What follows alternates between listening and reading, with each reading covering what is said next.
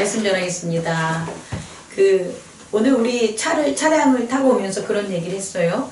야, 옛날에는 우리 젊었고, 옛날에는 거리마다 트리가 반짝반짝 빛나고, 그리고 캐롤이 막 흘리니까, 교회를 다니지 않거나 예수 그리스도를 알지 못하는 자들도 뭐만 되면, 크리스마스만 되면, 야, 구주가 나셨대, 예수님이 오셨대, 라는 그 의미를 이제 서로 전하고 기뻐하며 새기는데, 요즘은 날씨마저도 따스한 봄날에 날씨마저도 따스한 봄날, 눈도 안 내려, 거기다가 뭐 트리도 없고 캐럴도 안 울려 퍼지니까 도대체 오늘이 크리스마스인가? 오늘이 성탄을 기념하는 성탄절인가? 성탄의 예배를 드리는 날인가 하는 그런 마음이 들어요, 안 들어요?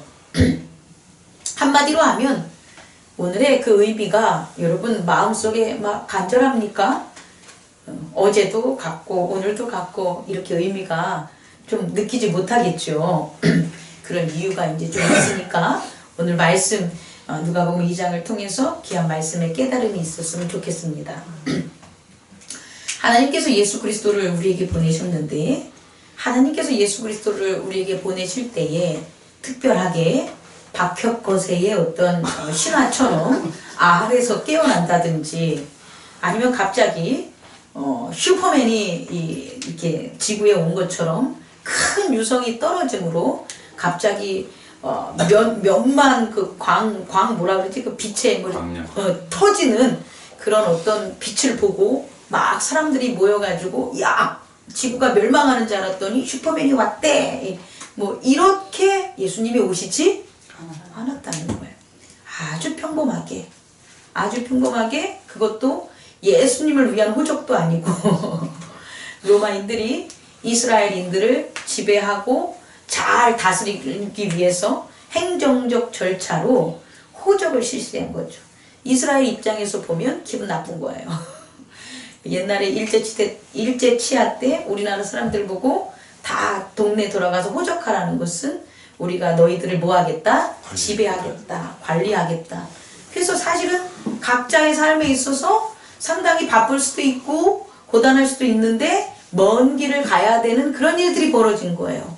뭐 특별하게 하나님이 우리에게 구주를 나셨다고 해서 어떤 엄청난 액시던트가 있는 게 아니라 오히려 삶의 고단함이 가중될 때, 그래서 그런 여정에 있어서 요셉이 임신한 그리고 만삭이 된 마리아를 데리고 지금 호적하러 베들레헴으로 가는 거예요.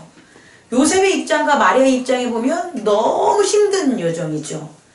아기가 언제 나올지도 몰라서 안정을 취해야 되는데 그게 아니라 먼 길을 걸어가야 돼요. 근데 그게 자기의 개인사의 일도 아니고 나라의 일이기 때문에 엄청난 인파들이 그 일을 하는 거예요. 그러다 보니까 베들레헴에 이르렀을 때쯤 잘 곳이 없는 거예요. 묵을 여관도 없는 거예요. 그래서 동네 다 봐도 갈 곳이 없는데 마지막 어디요? 말구유, 말이 이런 동물들이 가축이 있는 그 외양간, 헛간, 거기에 구유가 비어 있는 거예요. 그리고 거기서 마리아가 예수 그리스도를 출산한 거예요. 너무 우리가 알고 있는 영웅들의 신화나 그런 사람들의 그 위대한 어떤 곳에 본다면 너무 비루하고 너무 불쌍하고 너무 가련한 그런 일상 없는 사람들의 삶 속에 예수 그리스도가 뭐 한 거예요? 탄생하신 거예요. 오신 거예요. 겉으로 본다면 외연의 세계에서 우리가 살아가는 겉사람의 세상에서 본다면 진짜 아이고 뭐 구주가 무슨 구주야, 저 어린애 저러다가 어떻게 된다? 죽을지도 모르겠어. 저러다가 추워서 얼어 죽으면 어때? 막 이런 걱정거리가 있는 상황에서 누가 온 거예요? 예수 그리스도가 왔다는 거예요. 그런데 이건 밖의 세상에서 보는 시점이고 밖에 나타나는 우리들이 보는 표적이나 기적에 있어서의 그 기호의 세계에서고, 의미에 있어서는 어떤 의미? 하나님께서 그의 독생자를 우리에게 뭐 한 거예요? 보내주신 거예요. 그리고 그는 누구냐? 그리스도예요. 오늘 베들레헴에 누가 나셨다? 너희를 위한 구주가 나셨다. 예수 그리스도가 나셨다는 게 의미예요. 그 의미를 우리는 모르고 살아간다는 거죠. 많은 사람들이 누구조차 마리아도 모르고 요셉도 모르고 그 날을 맞이한 거예요. 그런데 그 날의 의미는 무슨 날이에요? 구주가 나신 날이에요. 그래서 이 구주가 나신 그 날을 아무도 모르게 그렇게 지내냐는 거예요. 그렇지 않다는 거예요. 의미는 반드시 의미를 찾고 믿는 사람들에 의해서 열린다는 거예요. 그 중에 두 명이 나오는데, 두 부류의 사람이 나오는데, 하나는 동방박사, 마태복음에서 이방인들이지만 하나님께서 우리에게 누구를 보내주신다, 구주를 보내주신다라는 의미를 믿고 살아갔던 동방박사들에게는 뭐가 보인 거예요? 이상한 별의 움직임이 보인 거예요. 그리고 그들은 그 별의 움직임을 따라서 베들레헴으로 오게 된 거고, 그리고 오늘 두 번째 부류인 양을 치고 있는 목자들, 이 목자들 또한 그리스도 구주에 대한 의미를 뭐하고 있었던 사람들이에요? 믿고 찾고 따랐던 사람들이라는 거예요. 아니 왜 이들에게만 이런 일들이 벌어지냐? 이들은 그들의 의미를, 그것의 의미를 뭐 했기 때문에? 찾았기 때문이에요. 그래서 그 의미를 찾고 믿었던 그 양치기들이 어떤 삶을 살았냐? 그날도 이날이 이게 여름이지요. 그리고 그 유대 땅은 기후변화가 있으니까 밤이잖아요. 그럼 이때는 되게 추울 때란 말이에요. 새벽에 온도가 떨어지니까. 그때에 자기들의 양을 뭐 하기 위해서, 치기 위해서 자기들의 거처를 떠나가지고 그한 일을 하고 있는 그때였단 말이에요. 그럼에도 구주에 대한 의미를 찾고 믿음 안에 살았던 이런 목자들, 목동들이었다는 거예요. 근데 그들에게 놀라운 일이 벌어진 거예요. 주의 천사가 나타난 거예요. 주의 천사가 나타나가지고 무서워하지 말라. 오늘이 바로 그날이다. 만약에 목자들이 이 그리스도에 대한 소망과 그 의미를 찾지 않았다면 이들에겐 그날이 될 수가 없죠. 근데 이들이 그리스도에 대한 소망과 구원에 대한 그런 믿음으로 살아갔기 때문에 그들에게 누가 나타났냐? 천사들이 나타났다는 거예요. 또 마찬가지로 이 예수 그리스도의 예는 아니지만 샤가라와 엘리사벳과 같은 세례 요한의 탄생도 마찬가지였다는 거예요. 세례 요한의 아버지와 어머니가 끊임없이 뭐 했다고요? 기도했어요. 뭐에? 이스라엘의 속량에 대해서 기도했다는 거예요. 그 기도한 것에 대한 너의 기도를 하나님이 들었어 라고 해서 그 엘리사벳과 샤가라에게 누가 나타난 거예요? 천사가 나타나가지고 세례 요한의 탄생을 알려주고 예수님의 탄생도 알려주는 거예요. 근데 이들만 있냐? 아니에요. 성전에서 한나, 선지자, 이 모두가 다 뭐 한 거예요? 그리스도의 구원과 하나님의 사랑과 은총을 뭐 한 거예요? 믿고 찾았던 사람들이. 그들이 다 누구를 본다? 예수 그리스도를 경험하게 된다는 거예요. 다시 말해, 의미는 의미를 찾는 사람들에게 그 의미를 볼 수 있는 기호, 사인이 나타나게 되는 거예요. 의미가 우리 안에 없으면 사인을 볼 수 없어요. 우리들은 이 땅을 살아가면서 기호라는 사인을 보고 살아가는데 우리 안에 의미가 없다면 우리는 우리 눈앞에 펼쳐지는 모든 일들에 대한 기호를 발견하지 못하니까 찾지 못하고 산다는 거예요. 다시 말해 오늘 제가 성탄절을 맞이해서 여러분에게 드릴 말씀은 우리의 내면의 세계에 의미가 가득 차야지 그 의미가 나타나는 기호들을, 이 세상의 일들을 우리는 볼 수 있다라는 거예요. 누구처럼? 통방박사처럼, 누구처럼? 목동처럼, 누구처럼? 엘리사벳과 샤가라와 한나와 선지자와 또 오늘 성경에 있는 12제자들을 포함한 예수 그리스도를 따랐던 모든 사람들, 그 사람들에게만, 오늘 목동에게만 천사가 들렸던 것처럼 그렇게 내면에 있는 의미로 가득 채워진 사람에게만 그 의미가 이 세상의 기호로 뭐한다? 찾을 수 있다라는 거예요. 그럼 이렇게 의미 자기가 채워진 사람들에게는 그 기호를 볼 수가 있는데, 그 표적을 볼 수가 있는데, 그들의 삶이 우리하고는 좀 틀려진다는 거예요. 우리가 오늘 말씀을 보면 이렇게 주의 사자가 나타나서 목동들하고 목자들하고 얘기를 하는데, 그 소식을 들은 목자들의 한번 그 상황을 한번 우리가 한번 살펴봅시다. 12절에 11절에 오늘 다윗의 동네에 너희를 위하여 구주가 나셨으니 곧 그리스도 주시니라 라고 하고, 12절에 보니까 그 표적을 너희가 가서 베들레헴에 가보면 뭐한다? 볼 수가 있다. 다시 말해서 목자들은 표적을 볼 수 있는 그리스도의 의미를 볼 수 있는 그 표적을 보는 영광을 갖게 되는 첫 번째 경험을 하고요. 두 번째 경험은 뭐냐면, 호련히 수많은 천군이 그 천사와 함께 하나님을 찬송하여 이르되, 그들이 두 번째 볼 수 있는 건 뭐예요? 천군 천사들의 하나님의 찬양을 들을 수 있는 놀라운 영적 경험을 한다는 거죠. 그래서 보니까 지극히 높은 곳에는 하나님께 영광이요, 땅에서는 하나님이 기뻐하신 사람들 중에 평화로다. 누가? 목자들만 이것을 경험할 수 있다는 거예요. 이런 경험이 있기에 이들이 지금까지는 무슨 일을 했어요? 양들을 치고 있었던 이들이 그 양을 치는 그게 전부라고 생각했는데, 그들에게 있어 변화가 생기는데 뭐라고 합니까?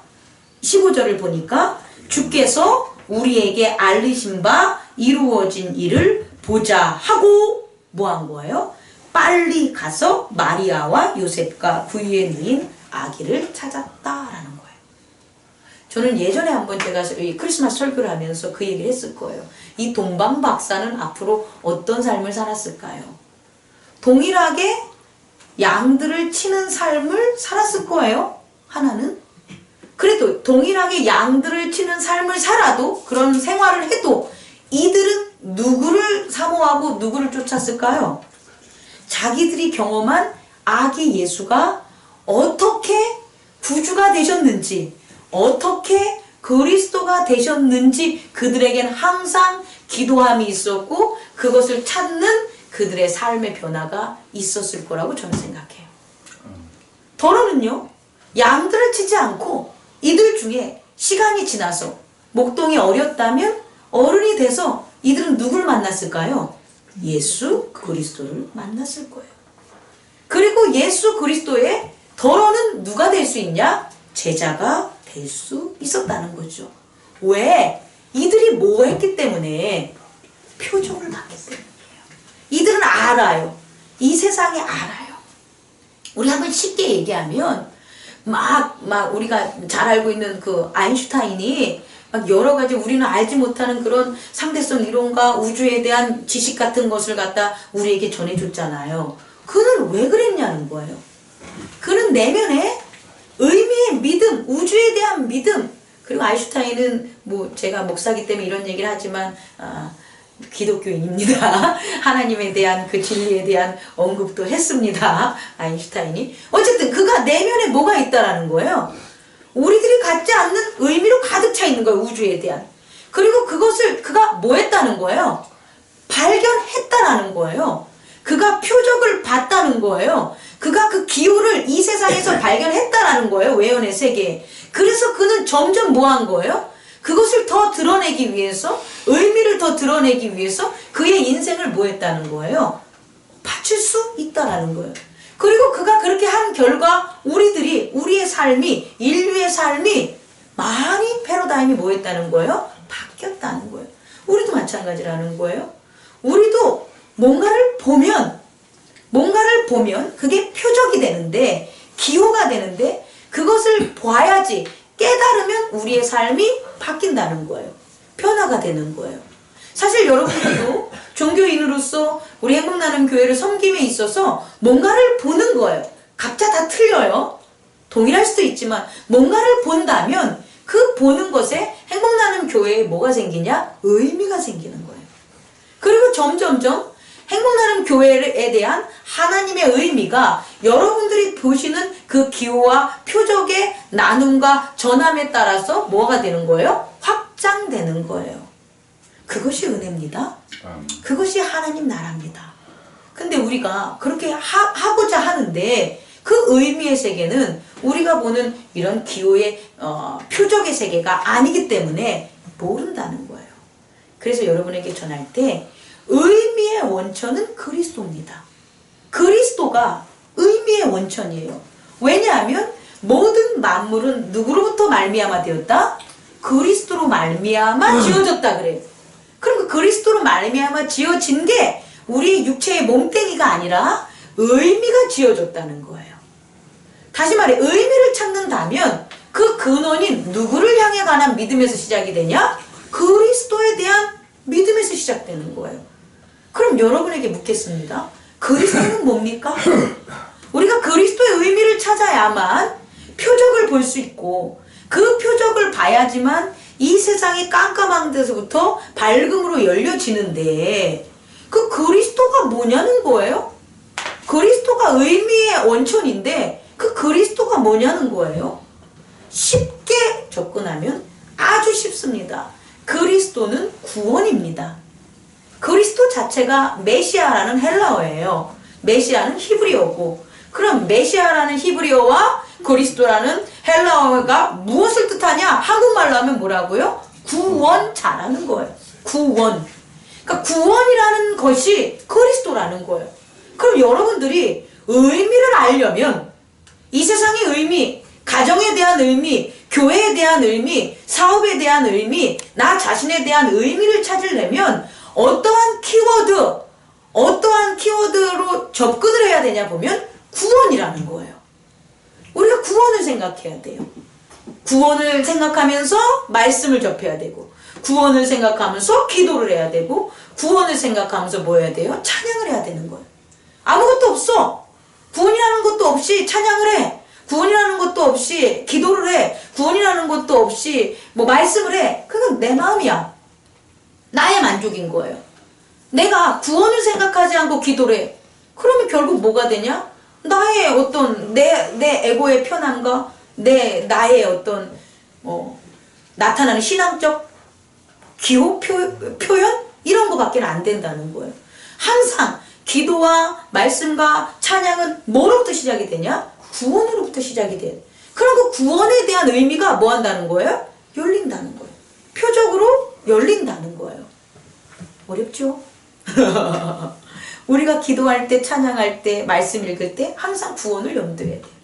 근데 이 세상은 안 그래요. 여러분에게 다 앗아가는 게 뭐냐? 구원의 의미인 거예요. 에이고 구원이 어딨어? 에이고 뭐 그게 이루어지겠어?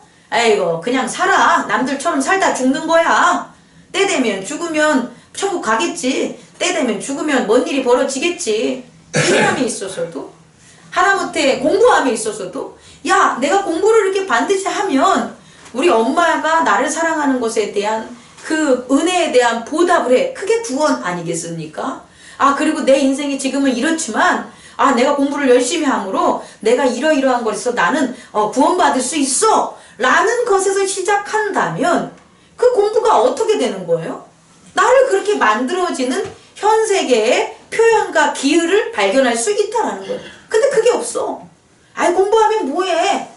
야 공부해도 다 뭐 못 살더라. 흔히 부모님들이 야 우리 학교 다닐 때 공부 안 했던 놈들 내가 사회생활 하다 보니까 다들 못 살더라 막 이런 얘기. 물론 그런 사람 많은데 그게 명제는 아니라는 거예요. 그게 진리는 아니에요. 아이고 돈 벌으면 뭐해? 교회에 뭐 헌신하면 뭐해? 공부 잘하면 뭐해? 아 의미 없어. 지금 답이 나왔네. 뭐라고요? 의미 없어. 그리스도는 구원을 통해서 우리에게 의미를 전해주는데 이 세상은 구원 없음을 통해서 뭐 하는 거예요? 우리가 가졌던 의미마저 뭐 하는 거예요? 다 빼앗아 가는 거예요.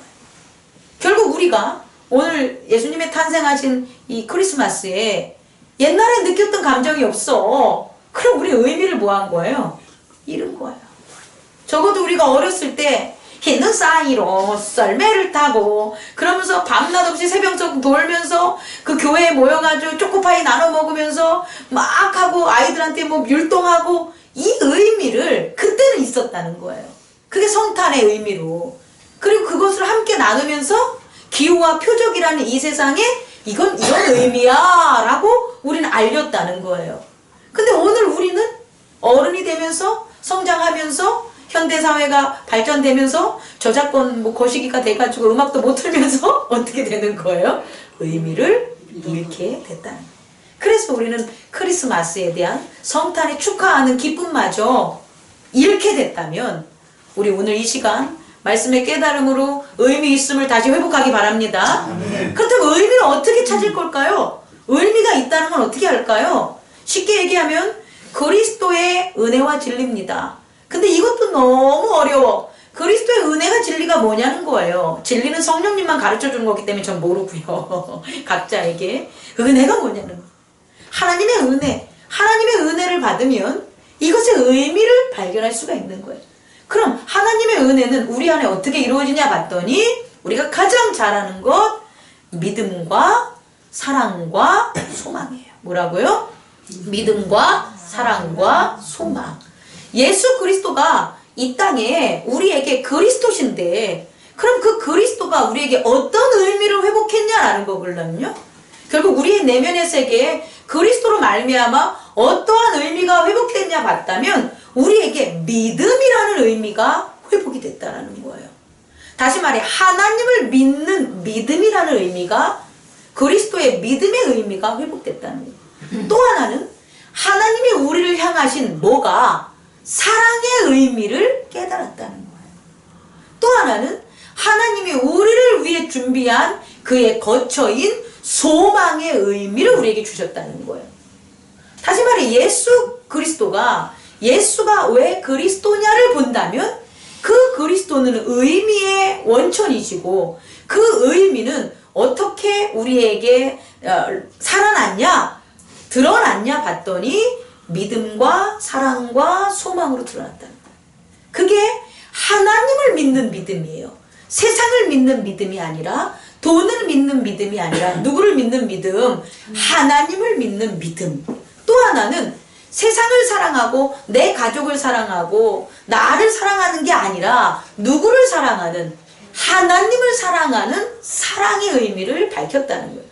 또 무엇에 대한 소망을 뒀냐? 죽으면 땡이야. 뭐 지옥에 가면 인과응보, 착한 놈은 착하게 되고 나쁜 놈은 벌받지 라는 게 아니라 소망을 뒀는데 뭐냐면 내가 너희와 함께 한다는 영생의 소망을 누가 하나님의 소망을 우리에게 뭐 한 거예요? 열어놓은 거예요. 의미로. 그래서 이 의미를 조금 더 되새겨 보고 오늘 말씀을 마치려고 합니다. 데살로니가 전서 1장 3절을 한번 보시기 바랍니다. 데살로니가 전서 1장 3절. 신학성경으로는 329장입니다. 329장. 자, 한번 읽어볼까요? 데살로니가 전서 1장 3절입니다. 다 같이 시작. 너희의 믿음의 역사와 사랑의 수고와 우리 주 예수 그리스도에 대한 소망의 인내를 우리 하나님 아버지 앞에 끊임없이 기억함이라. 아멘. 아멘. 바울이 데살로니가 교회에게 전한 이 믿음, 사랑, 소망의 의미는 하나님의 사랑, 하나님의 믿음, 하나님의 소망인 거예요. 그래서 이것들이 우리의 삶에 어떻게 나타났냐 봤더니 먼저 첫 번째 믿음은 뭐랍니까? 믿음의 역사라고 나와 있는데 영어로 보면 Your work produced by faith 이렇게 나와요. 너의 일하는 생산된 일, 뭐 영어로 말하면 너의 만들어진 생산된 일. 근데 그게 뭐에 의해서 만들어졌다? By faith. 다시 말해 믿음으로 일한 역사가 생기는 거예요. 누구 안에? 우리 안에. 우리가 그동안은 우리 내면의 역사를 쌓지 않은 거예요. 그래서 공허해. 자녀를 키우고 회사에 대해서 열심히 일하고 무엇을 다 했는데도 우리 내면에 있는 것들이 없어. 그러니까 의미를 발견할 수 없는 거예요. 그리고 회사를 옮길 때마다 더욱더 열심히 해야지, 더욱더 신나야지, 기뻐야지 이런 게 아니라 옮길 때마다 뭐 하는 거예요? 의미 없어. 애들을 키울 때마다 어렸을 때 갓난아기일 때 막 진짜 기쁘고 막 했을 때 그건 사라지고 대학교 가고 점점 클 때마다 이 아이에 대한 게 뭐가 되는 거예요? 의미 없어. 내면의 세계에 무엇에 의해서 믿는 게 아니라 믿음에 의해서 일을 하는 것이 아니라 생각에 의해서 이 세상에 일을 하다 보니까 내면에서 의미를 발견하는 게 있다 없다? 없다라는 거예요. 근데 여러분 믿음에 의해서 믿음에 의해서 한번 일을 해보세요. 그게 믿음의 역사예요. 예수 그리스도께서 우리에게 오신 이유는 뭐냐면 구원인데 그 구원이 하나님을 믿음으로 그 믿음에 의해서 일을 한번 해보시고 믿음에 의해서 공부를 한번 해보시고 믿음에 의해서 일을 한번 해보시고 믿음에 의해서 교회 생활을 해보시고 믿음에 의해서 자녀를 길러보라는 거예요. 그럼 뭐가 생기냐면 의미 없어가 아니라 의미가 있어로 바뀌어져요. 그리고 그 의미가 있다는 건 바로 뭐가 증명하냐? 히스토리, 역사가 있는 거예요. 믿음이 있어서 역사를 이룬 게 가족이에요. 그리고 그 믿음의 역사를 파괴하기 싫어서 우리는 어렵고 힘들고 맞지 않는 이유가 있어도 뭐 하는 거예요? 서로 살아가는 거예요. 근데 그 믿음이 뭐 하면 깨져버려. 그럼 그 깨짐으로 뭐가 없어지는 거예요? 역사가 없어져요. 교회도 마찬가지예요. 교회도 하나님을 믿음으로 우리가 이 교회를 섬기는 거예요. 그리고 하나님을 믿음으로 이 교회를 섬기면서 이러한 워크 프로듀스가 결국 행복나는 교회 뭐가 되는 거예요? 역사가 되는 거예요. 근데 그 믿음에서 깨지면 없어지는 거예요. 역사는 사라지게 되는 거예요. 내면에 있는 의미의 세계는 사라지는 거예요. 자, 첫 번째입니다. 우리의 구원의 의미는 무엇으로 인해서 밝혀지냐? 믿음에 의해서 내면에 있는 구원의 의미가 밝혀져요. 그리고 내면의 의미를 발견하면 바깥 세상에서 볼 수 있는 눈이 많이 열어져서 기호들, 표적들을 보게 되고 기호와 표적들을 보면 오늘 목동처럼 뭐 하는 거예요? 행동하고 변화될 수 있는 우리의 삶이 나타나게 된다는 거예요. 근데 이것이 없으면 이 구원에 대한 그 믿음에 대한 그것이 없게 된다면 내면에 의미가 없으니까 뭐 오늘 모르래, 내일 모르래, 아무것도 할 것 없어, 의미 없어, 뭐 혼자 방구석에 있게 되는 일밖에 벌어지지 않는다는 거예요. 두 번째, 의미를 찾는 것은 또 뭐가 있냐 봤더니 뭐래요? 사랑의 수고라는 거예요. 사랑은 우리가 생각하는 러브로 받아들이면 안 돼요. 이 사랑은 누굽니까? 하나님의 사랑입니다. 하나님의 사랑으로 우리의 내면에 뭐가 있냐면 Your labor prompt by love. 이게 영어로 하면 너무 간단한데 뭐냐면 사랑에 의해서 프롬프트는 뜻이 뭐냐면 즉각적인 거예요. 즉각적인 레이버. 그 뭐가 됩니까? 노동, 레이버, 일이 되겠죠. 다시 말해 사랑에 의한 즉각적인 일들이 일어나는 거예요. 이게 사랑의 수고라는 거예요. 사랑의 수고는요. 힘들어. 이걸 어떻게 하지? 그래도 난 너를 사랑하니까 내가 이걸 해야지. 내가 우리 자녀를 사랑하니까 이 힘든 것을 쟤를 갖다 대학까지 보내고 하려면 앞으로 내 뼈가 부러질 텐데 라고 하면서 하는 게 사랑이 아니라는 거예요. 사랑은요, 프롬프트, 즉각적으로 나를 뭐하게 만드는 거예요? 일하게 만드는 거예요. 이게 사랑의 수고라는 거예요. 하나님에 대한 사랑의 의미를 우리가 알게 되면 우리는 오늘이라는 시간을 우리는 즉각적으로 뭐하고 살 수 있는 거예요? 사랑하며 살 수 있다라는 거예요. 그 사람을 위하여. 하나님의 사랑이 깨우뚱거리는 거예요, 머리. 하나님의 사랑을 우리가 알게 되면, 하나님의 사랑의 의미를 우리가 알게 되면 가족을 위해서 즉각적으로 레이버를 할 수 있다라는 거예요. 근데 하나님의 사랑을 우리가 그 의미를 못 깨달으면 우리는 내가 가장 사랑했다고 생각하는 와이프나 남편을 위해서 손 하나 까딱하지 않아요.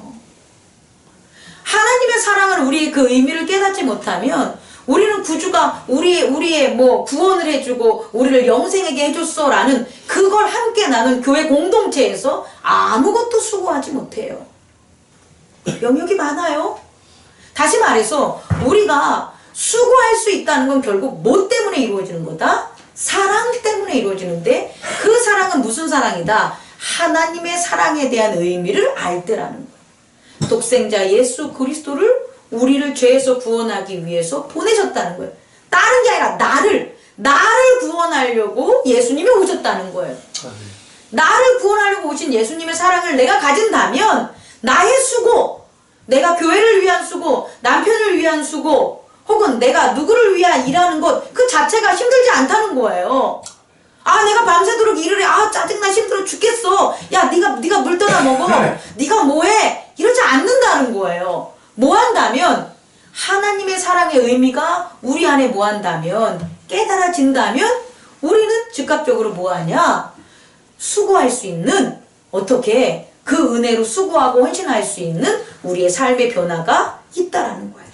마치 누구처럼, 목동처럼, 마치 누구처럼, 동방박사처럼 향유와 모략과 또 뭐죠? 황금을 가지고 그 먼 동방에서 어떻게 하는 거예요? 그리스도가 나신 그 별 있는 베들레헴까지 온 이유가 뭐냐면 하나님이 우리를 사랑하는 게 뭐기 때문에 구원이다라는 것을 그들은 깨달았기 때문에, 그 의미를 깨달았기 때문에 그 수고를 뭐 할 수 있다? 할 수 있다. 그래서 하나님의 사랑은 수고입니다. 마지막으로 소망은 어떻게 됐냐 봤더니 Your endurance inspired by hope 이렇게 나와요. hope, 하나님이 우리에게 영생의 소망을 가진 그 소망에 의해서 우리가 어떻게 되냐 봤더니 your, 너희가 갖고 있는데 그게 뭐냐? endurance는 인내, inspired는 탁월한, 영감 있는 이거예요. 우리는 인내를 하면 희생을 생각하고, 인내를 하면 짜증나고 참아야 되는 건 너무 어렵고 이런 생각을 하잖아요. 근데 그건 하나님이 생각하는 인내가 아니에요. 우리 인간이 생각하는 인내인 거예요. 얼마나 참아야 돼? 얼마나 기다려야 돼? 이게 아니라는 거예요. 하나님이 소망에 의해 가르쳐준 인내는 뭐냐면 인스파이어드라는 거예요. 뭡니까? 탁월하게 참는다는 거예요. 현저하게 참을 수 있다라는 거예요. 영감적으로 참을 수 있다라는 거예요. 아니, 내가 참아서 참는 게 아니야. 참을 수밖에 없는 기쁨이 있는 거예요.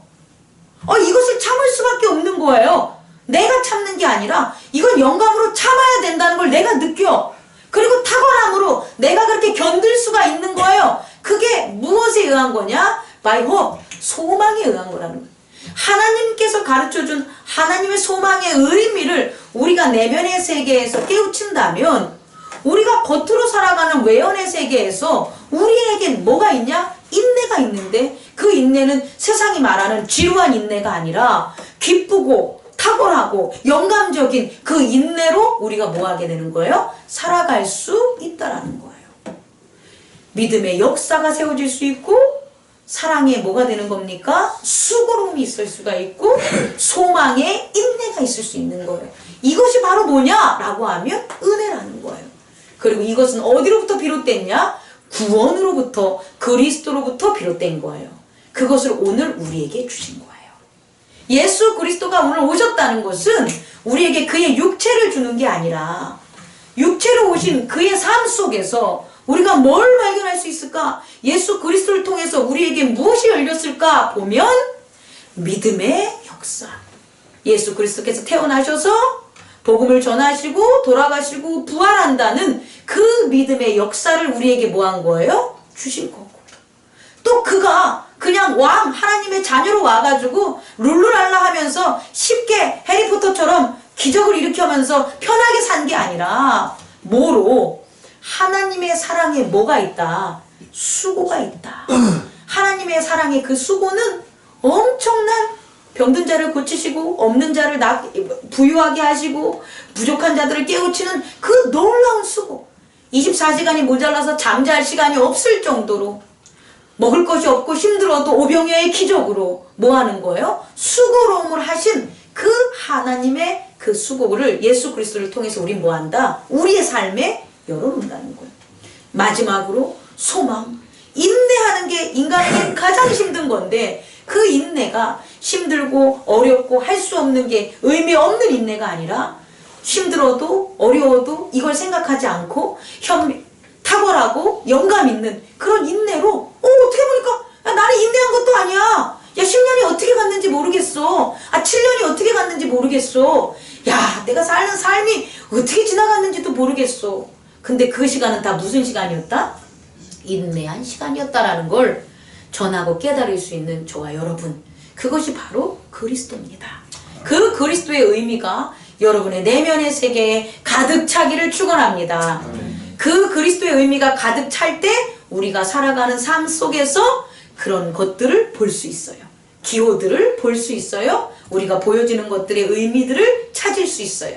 그러니 우리에게는 옆 사람에게 인사합시다. 이제 우리의 삶은 의미 있는 구원의 삶입니다. 구원의 삶입니다. 기도하겠습니다.